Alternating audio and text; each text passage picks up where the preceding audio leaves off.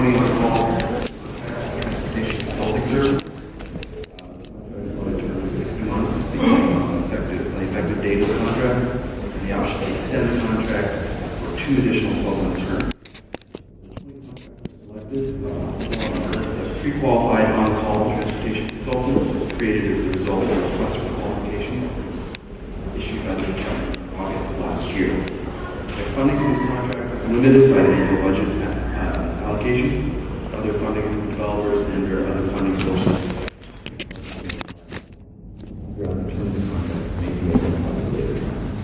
Our office is in concurrence with the recommendations of the department, and there should be partners with any specific questions. Please go ahead. Great, thank you. We may have some questions. We do have one comment part. So let's take up the comment first, and then. Did you present on all items right now, or is that just still just one? Okay, how about 2?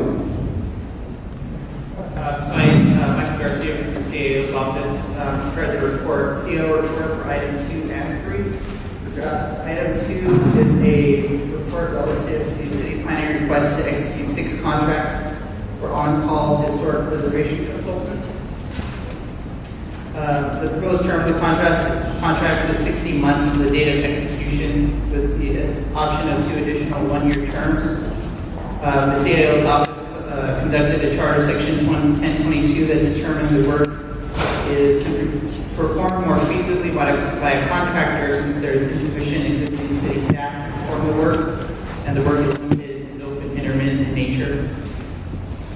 The DCP reports that the proposed contracts are funded through a combination of a grant from the Getty Foundation, the Construction Services Trust Fund, and a certified local government grant, and the cost is fully recovered through these funding sources. Item 3 is also a request from the Department of City Planning for 19 on-call contracts for environmental consulting services for new community plans, policy planning, and environmental review and related services. The proposed term is also 60 months from the date of execution, with the option of 2 additional 1-year terms, not to exceed 7 years.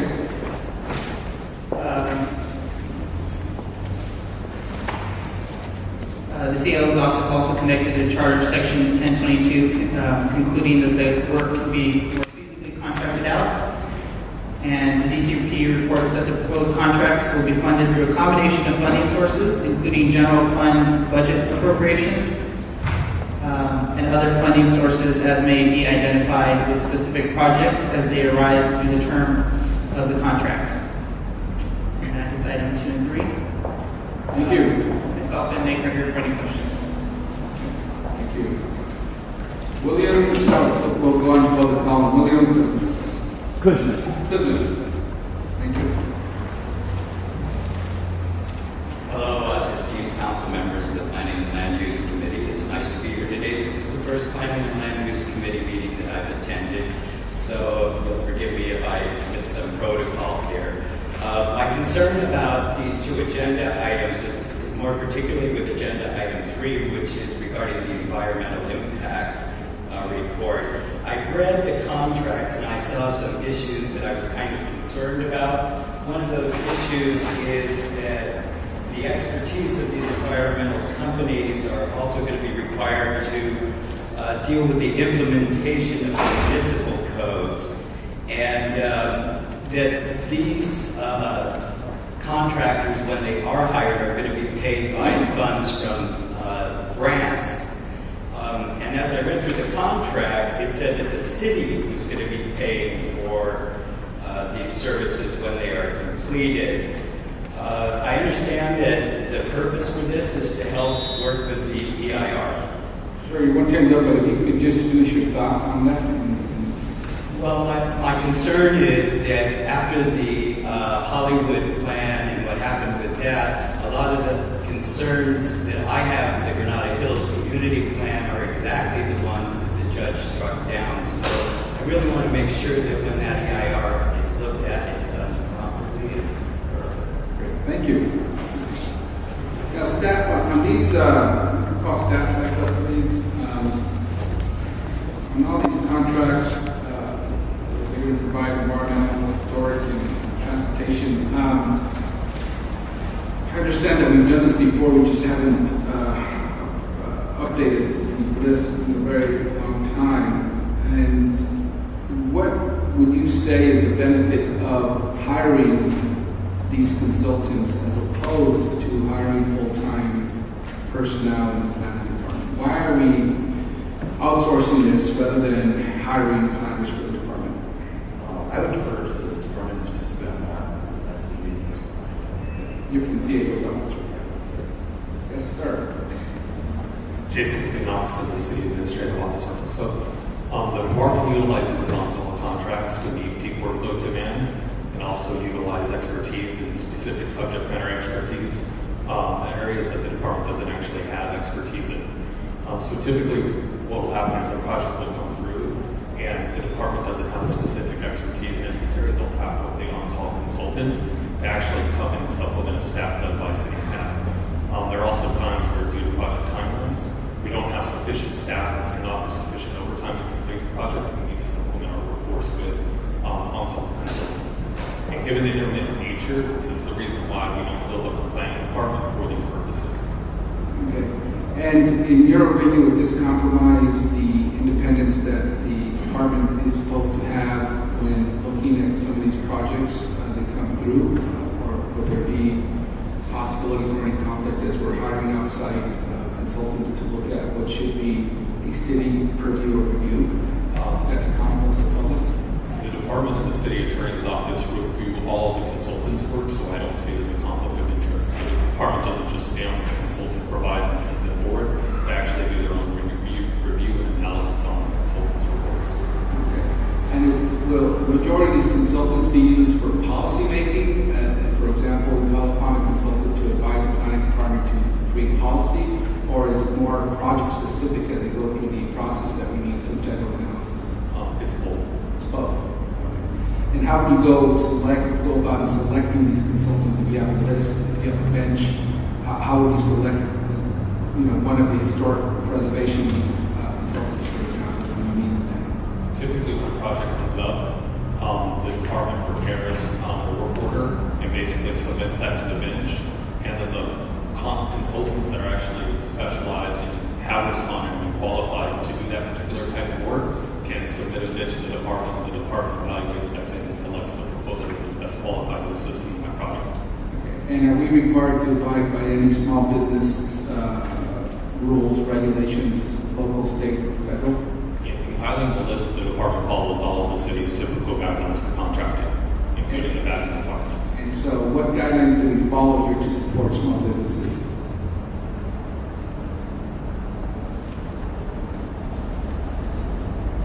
Jan Zatorsky, Deputy Director.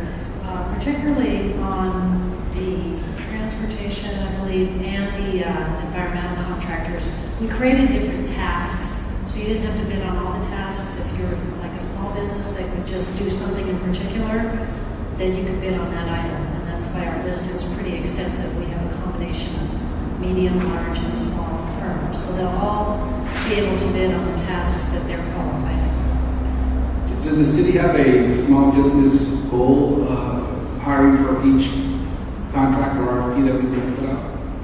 We do No, not. there's not actually a required percentage. We do have all the contractors have to meet the business inclusion program, which is outreach to different minority and small and local businesses. And they all Great, thank you. When I was on the Board of Education, we underwent one of the largest school construction programs in the country. We implemented a 25% goal for small businesses in each contract that we laid out, and that now, several years later, has resulted in what I believe new businesses getting opportunities rather than the same old businesses. In these particular fields, I can see how it's a very unique area with particular expertise, skills, and knowledge that we are looking for. But I think that does beg the question about whether the city should have similar types of rules, but that's not for the planning department to look at. That's a bigger overall policy issue we should probably be looking at. So, any questions?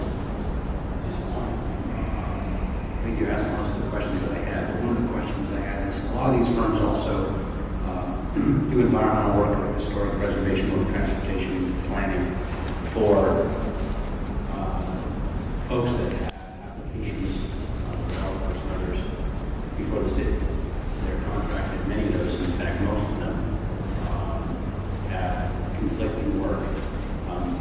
Is there a direct recusal, conflict, mandate that they go through any kind of conflict training? Do they have to sign documents to recuse themselves? Is there anything spelled out in these contracts to ensure that those issues are met as well? I'm not familiar that we actually have the training policy. Our staff are familiar if there's any kind of review or what was involved in the project. Contractor would be involved in it. We would certainly have that right to recuse them from accepting that bid if they get. So if they're brought in on a particular review on any specific project, and they have a competing project, for example, right down the street, is that spelled out? When staff actually let the contractor have the proposals come and bid on our project, they know which proposals may have a conflict of interest, and those proposals would not be invited to bid on that opportunity. So the contract doesn't specifically require consultants to recuse themselves where there may be a conflict. Staff have the opportunity to identify anybody who may have some conflict of interest in actually doing that work and omit them from the bidding process. What happens in this situation when they don't have a conflict of interest? They've been awarded a bid or a contract, and then they pick up a client that creates a new conflict. As one of our standard conditions as part of the contract, the city has the right to terminate contracts If we know about it. with 30 days. Yes, if we know about it. Is there a requirement in the contract that they have to disclose any either immediate or ones that might arise during the contract conflicts of interest? And does it spell out additional parameters that aren't necessarily located on that site, but other ones that could be conflict? We would have to go through. When we write a bid letter, we can certainly make that provision. We can say, if you have to disclose that. So when we put out that bid letter to the contractor, we set the parameters, and we can specifically make that finding. So if you have any projects within so much radius, you're not. Or they should all arise during the time period. Correct. Either way. And I would ask that if we could approve this, and perhaps a city attorney addendum spelling out from the city attorney specifically how we would work and capture the elements of any conflict issues, both while they're bidding and or after the fact once the contract's awarded, and to spell out whether it's based on that specific location and or another location within so many feet, whichever we follow closest to our conflict laws. I think those are important to do where, these are very reputable, for the most part, very reputable, the ones I'm familiar with, anyway, organizations and firms doing this work. So I want to thank staff for really going out there and spending quite a bit of time putting this together. And it's to make sure that also cover on the back end as well, and not spend so much time and effort on a project and then to only find out later that there was a conflict and everything's got to be thrown out and got to start over, or that there are any other issues that arise. Just to help perception and transparency. And I'm sure that's the intent. I want to make sure we codify that intent and memorialize it, perhaps again, but language from the city attorney as we, in the contract award, certainly be the appropriate place to do it. And I don't want to hold this up, so I think that would be great. So with that, it will be my motion to amend the approval, ask for the city attorney to draft language for the contract award based on our existing conflict of interest laws. Okay, and we will approve that item with the amendment. So ordered. Thank you. Thank you, Mr. Englander. Next item, please. Public comment. Public comment. William Funderburk. After William Funderburk is Barbara Savage.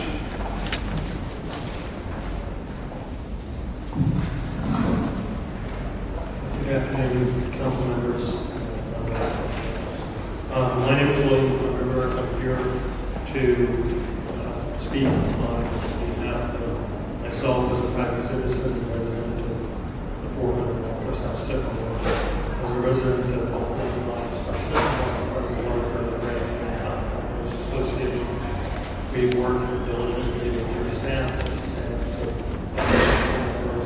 for the past year to year and a half, trying to develop a restricted floor area ordinance, and I'm going to yield whatever time I have, which is not a lot, but to the balance of my neighbors to explain a little bit more about this. But I'm here in support of trying to get this on the agenda because I testified to get more funds for the plan committee from the budget committee for the plan process back in May.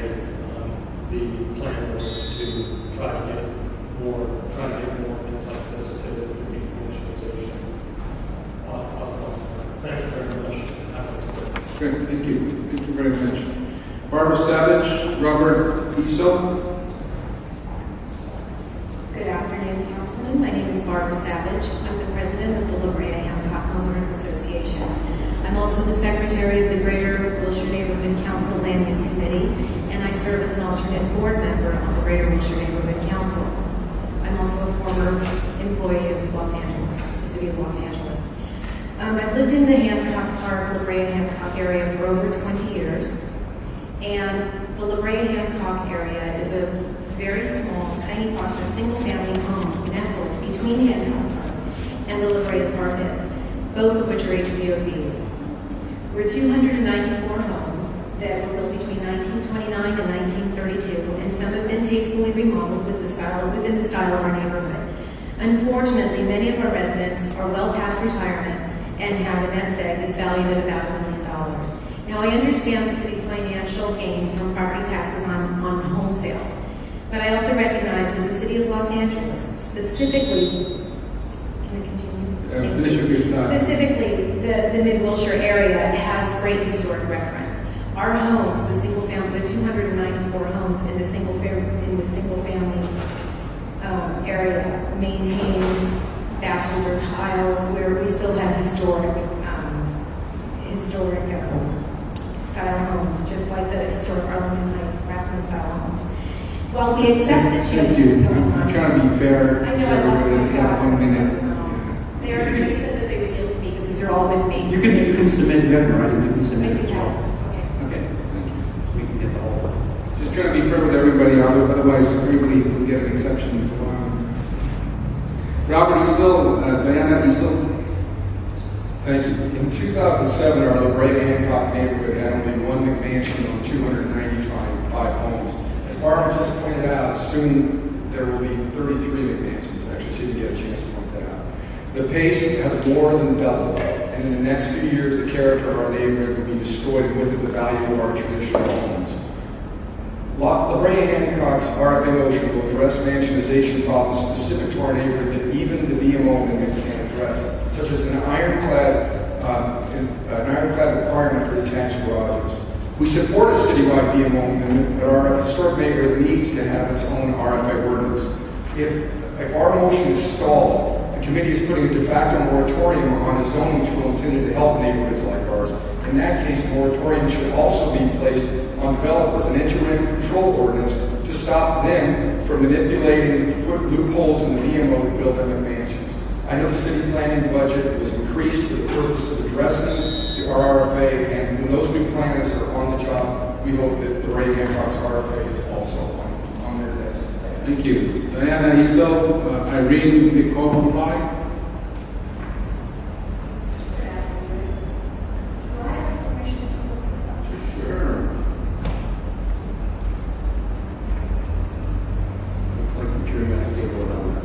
A wise man once said, in order to destroy a man, make the character of his work useful. This map shows the hard work and effort of our neighborhood of 12 blocks. Residents organized and went door to door to get the pulse of the neighborhood. Results for the RFA support are in this block of green. Don't make this effort useless. Although we feel the BMO amendment is a good idea, we need the specific relief of an RFA. We are grateful that the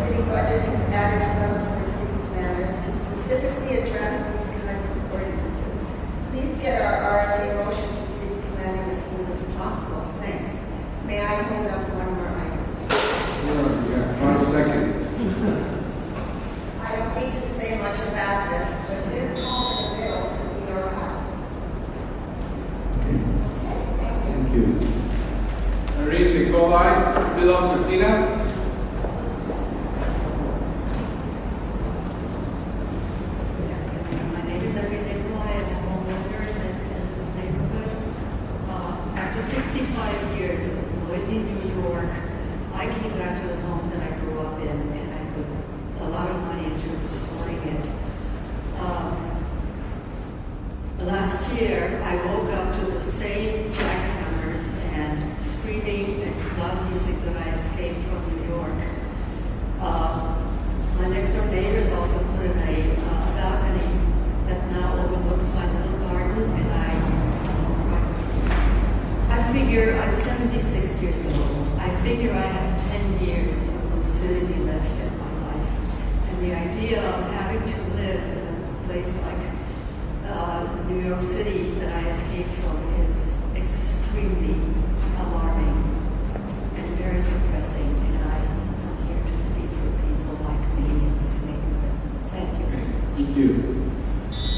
Philip Messina, Fred Pohl. Thank you very much for allowing us to speak. I'm holding this up because I'm also a member. I'm a block captain in the Brea Hancock neighborhood that was shown up. These are my neighbors and friends. And I wanted to just highlight what we're all going through. I'm sure you guys have a very good idea, but I think a picture is worth 1,000 words. The little house in the middle here are friends of mine. I know them very well, Carla and Michael and their son Nicholas. They've been there for 15 years or something like that. I've been in the neighborhood for 32 years. In my current house for 15 years on Citrus Avenue. This house, as you can see, will never be bought by anybody. It's simply its only worth is for demolition. And that's the pattern that's going to happen in our neighborhoods if this keeps up. So we're very appreciative that you guys are, dealing with it and addressing it. I just wanted to underscore how important this is to all of us. Thank you very much. Fred Pohl. And then Jill Brown. Thank you. I've lived on Citrus Avenue for 22 years now, and I would like to also support the people from the Brea Hancock who come here to request an RFA for our area. It seems that with the two HPOZs on either side of us, and with our efforts actually to do something about mansionization, the blood is definitely in the water in our neighborhood, and I do think that we're going to reach a point where, the point of no return, whatever that is, but I think that it is a busting up community that really has taken a lot of pride in preserving what's been there since 1922. So, thank you. Thank you. Jill Brown, Brad Jewett.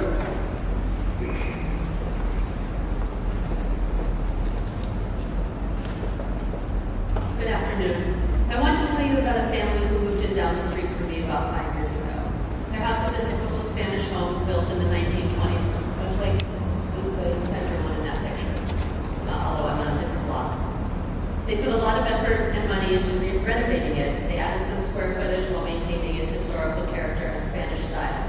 From their second-story balcony, they can enjoy the sunset and even catch a glimpse of the Hollywood Hills.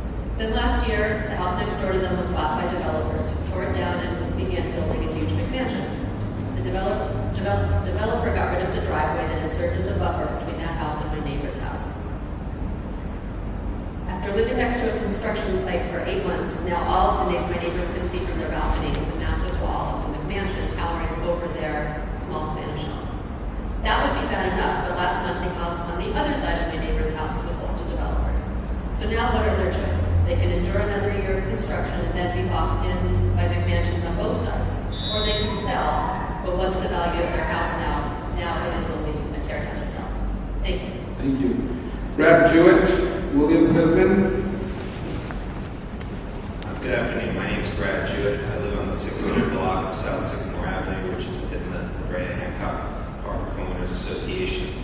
I'm a member of the HOA's board of directors and currently serve as co-vice president. When I talk to my neighbors about their concerns, they consistently state that they are terrified someone will purchase a house adjacent to theirs, tear it down, and build a McMansion. There are currently at least 5 homes on my block that are at risk of being purchased by developers. Based on this, my neighbors and I are living in a state of perpetual fear that one of these monstrosities will be erected next door or across the street. The HOA's RFA motion will address mansionization problems specific to our neighborhood. There are no guarantees the BMO will be amended, and even if it is, the amendment may not address our specific issues and concerns, such as the need for a requirement for driveways and detached garages, as well as elimination of certain green building square footage bonuses. I'm here to request that Guam promptly send La Brea Hancock Park HOA's RFA to the city planning for consideration. If it does not do so, it will be restricting access to a mechanism created for the express purpose of helping neighborhoods such as ours address specific zoning issues. Thank you. William Cousin and Jake Rentas. I'm here to speak on a different side for an RFA that's in the Granada Hills Community Plan that 90% of the people that are going to be affected by it don't know it and don't even need it because we don't have a problem. I sympathize with these people here, and I'm going to read my statement. Changes to the BMO have not been evaluated. Well, the BMO hasn't been evaluated in the first place since the City Planning Commission asked them to do that in 2008. It must be evaluated by demographic area. The residential properties command prices that are 3 or 4 times higher than the average place in the San Fernando Valley for the RFAs in Studio City and Beverly Grove. The mansionization occurs in affluent communities of Los Angeles. Currently, the BMO contains a tool called the RFA district, but a majority of owners want to raise or lower the floor area ratio set forth in the BMO. The RFA application code says an application must be initiated with the signatures of 75% of the owners and lessees. I request that if changes are made to the BMO, the term lessees be removed as they have no interest in the property interests of the owners. Thank you very much, sir. Thank you. Jane, it's Jane? Jane Preston. I live on the 300 block of South Sycamore Avenue. I am a block captain, and I am in support of keeping the RFA and reviewing it as quickly as possible. And this will stop the demolition of numerous small bungalow-style family homes that make up this area that have been lovingly taken care of for as long as 80 or 90 years by families who have lived there 15, 20 years or longer. We have been there 39 years, and we have a family who will be remaining in the neighborhood in that house, and they've already been there since 1950. Thank you. Great, thank you very much. And thank you for coming out and speaking to this item. Usually it's not agendized, so we can't really discuss it, but I will say that the previous meeting we moved to examine the EMA. But if you have any questions about the RFAs and when we could schedule those, my staff member, Pat Blackman, is here if you want to speak with him after this meeting. But I really can't discuss it because it's not agendized, it's just public comment. So with that, any other items?